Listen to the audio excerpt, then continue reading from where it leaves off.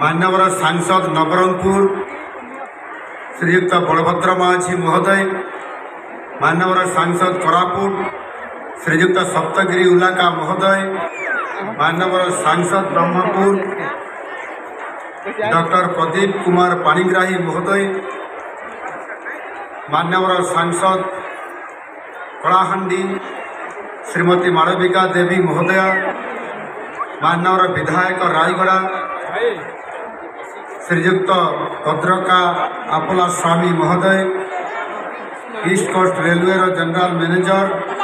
परमेश्वर फुटबॉल महोदय एवं एठारे उपस्थित रायगड़ार प्रिय भाई और भौणी माने, आज आम समस्त बहुत खुशी एवं आनंदर दिन। आमर यशस्वी प्रधानमंत्री नरेंद्र मोदी जी आज ओडिशा पुणी एक नुआ उपहार नहीं आज आमको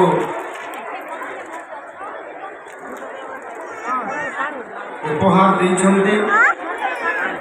रायगड़ा रेलमंडल केवल रायगड़ा जिलार विकास नुहे, पूरा दक्षिण ओडिशार द्रुत विकासर एक मार्ग हम से दक्षिण ओडिशार तथा अविभक्त कोरापुट जिला समेत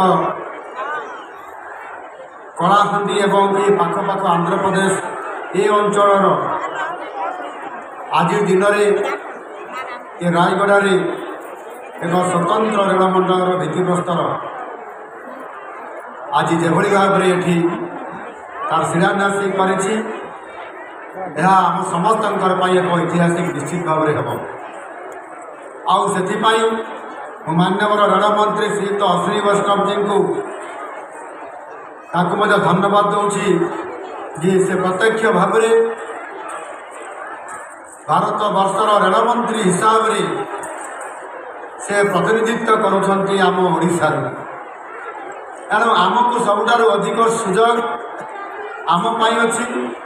आमर अधिक हक अच्छी जिते बड़े नुआ सरकार आसला